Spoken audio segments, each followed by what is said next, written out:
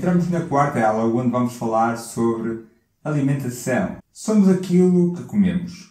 E os cuidados básicos na alimentação são de extrema importância, pois é através da alimentação vamos captar tanto macro como micronutrientes essenciais para a construção e manutenção de todo o nosso organismo, essenciais ao funcionamento físico, emocional e mental. A alimentação é uma das fontes primárias de energia, uma das fontes diretas de energia. No entanto, cada fatia alimentar traz, por um lado, a energia que você vai utilizar e traz também toxinas inerentes a cada alimento. A alimentação tem um impacto transversal a todo o nosso ser, desde a agudosidade ou nubosidade dos nossos sentidos. A forma como nos sentimos emocionalmente depende muito da forma como nos alimentamos. A nossa capacidade de foco e concentração está diretamente relacionado à quantidade e qualidade dos alimentos que ingere.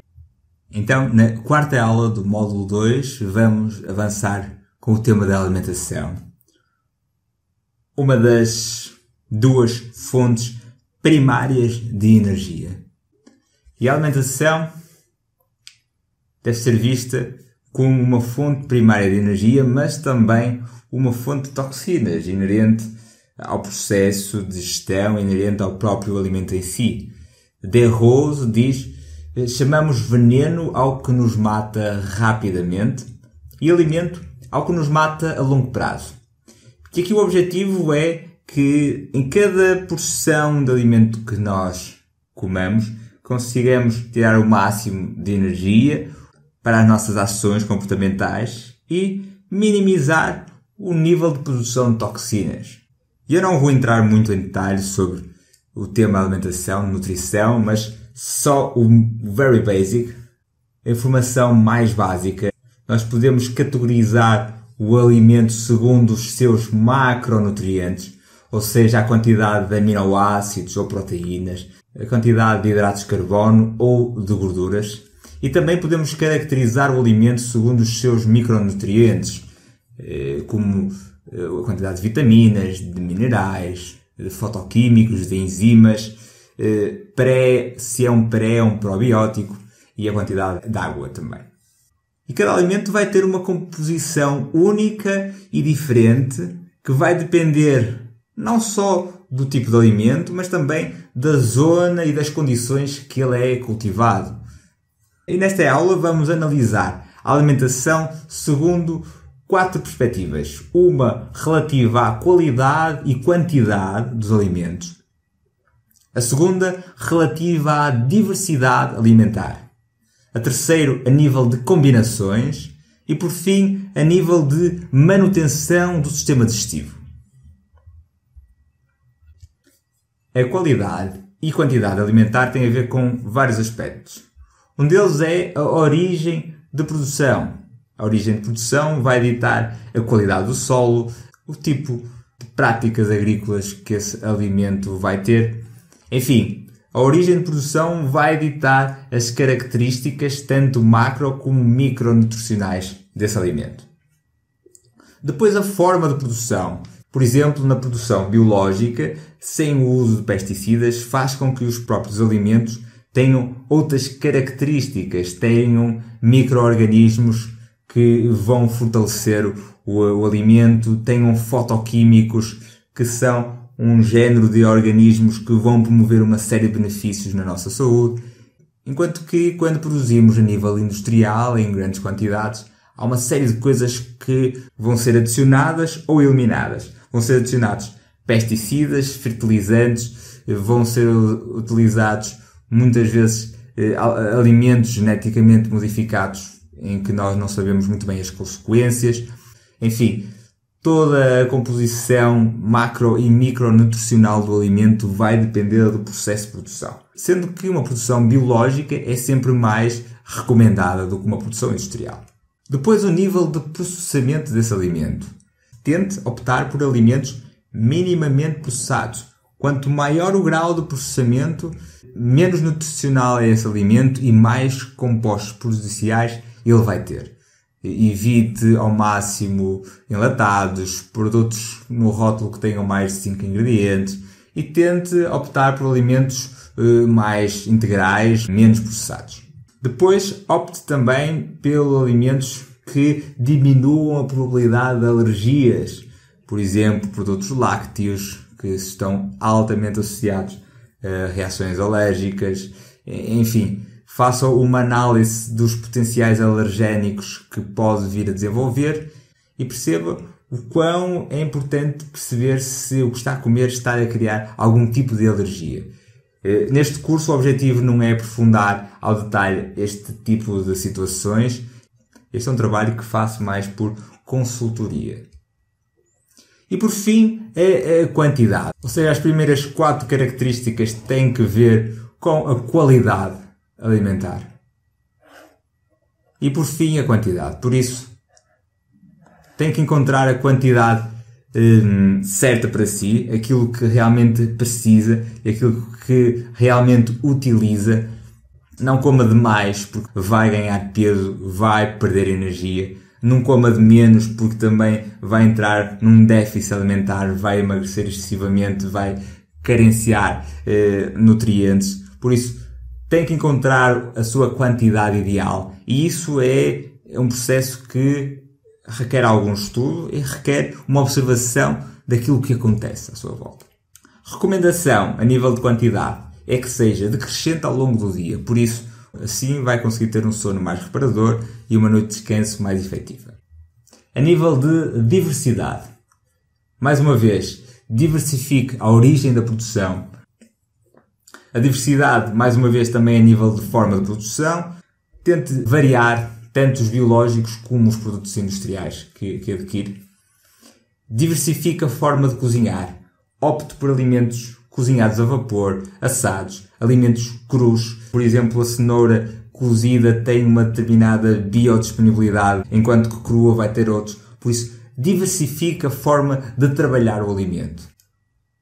Diversifique a categoria de alimentos. Tente optar por alimentos de várias categorias. Alimentos mais ricos em proteínas, mais ricos em hidratos de carbono, mais ricos em gorduras. Uns que vão ser mais ricos em vitaminas, outros mais em sais minerais. Enfim, varie a categoria dos alimentos para garantir que todos os macro como os micronutrientes são adquiridos nas quantidades que o seu organismo necessita. Por isso ele vai captar aquilo que necessita se tiver diversidade e vai eliminar aquilo que tem em excesso. E por fim, opte também por uma diversidade de cores. Torne os seus pratos coloridos, dê a preferência aos verdes e alimentos com mais exposição solar, mas opte por ter um prato sempre colorido e diversificado a nível de cores, da categoria, da forma de cozinhar, da forma de produção e da origem de produção. Depois, a nível de combinações. As combinações são uma fase também importante, isto já num nível de maior refinamento alimentar. As combinações alimentares são relevantes, pois elas permitem que o organismo consiga obter o máximo de nutrientes num determinado alimento, gastando o mínimo de energia nesse processo. E as combinações têm 2 grandes benefícios. Primeiro, aumentam o rendimento digestivo do alimento. E segundo, minimizam a produção de toxinas inerentes a esse processo digestivo. Por isso, como é que isso é feito? Na mesma refeição, tente evitar comer proteínas com hidratos de carbono.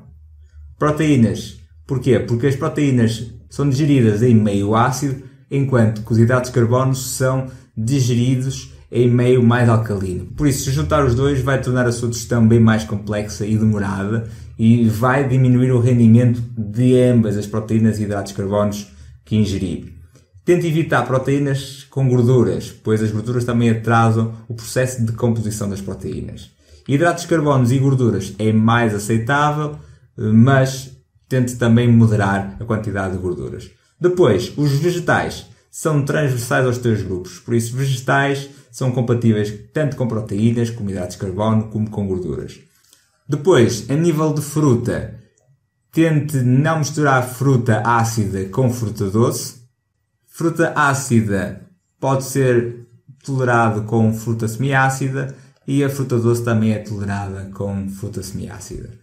Recomenda-se que a fruta seja comida longe das refeições, ou entre as refeições, e não como sobremesa.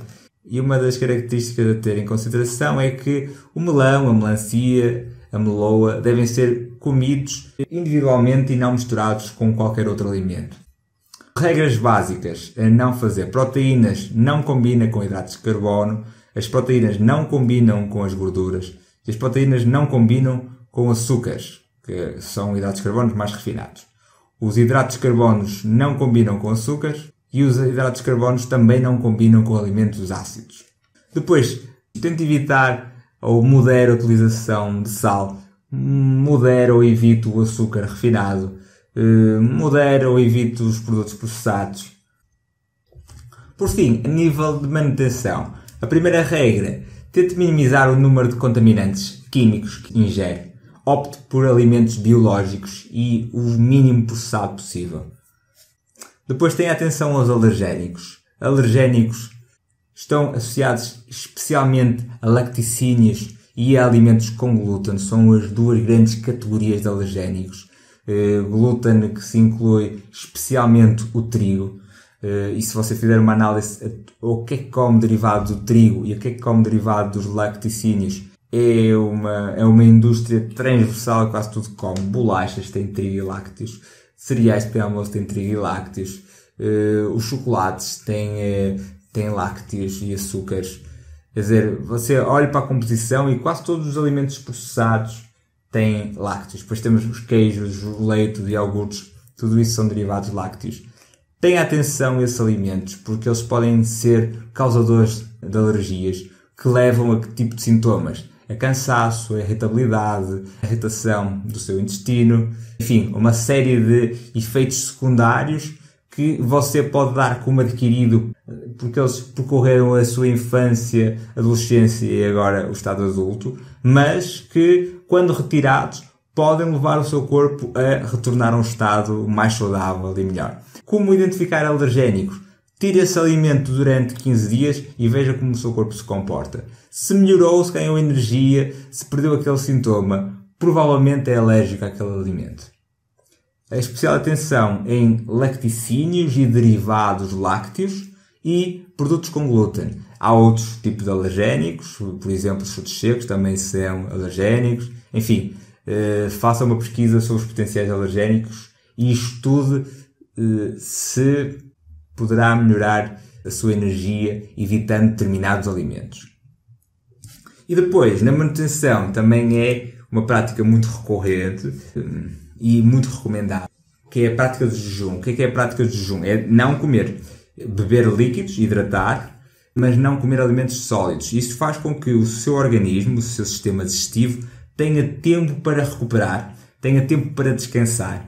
E entramos também, e há vários estudos que indicam que num processo de jejum o nosso corpo entra num estado muito mais eficiente de eliminação de toxinas acumuladas. Entrar num processo de purificação do seu corpo. Por isso, a prática do jejum é recomendada uma vez por semana, que são 36 horas sem comer. O que é que acontece? Você alimenta-se no dia anterior com um jantar leve e depois fica o dia seguinte sem comer, só beber líquidos. E inicia no dia a seguir, após as 36 horas, com um pequeno almoço leve e depois, progressivamente, vai retornando à sua rotina diária. Por isso, a prática do jejum também é um processo muito eficaz de manutenção.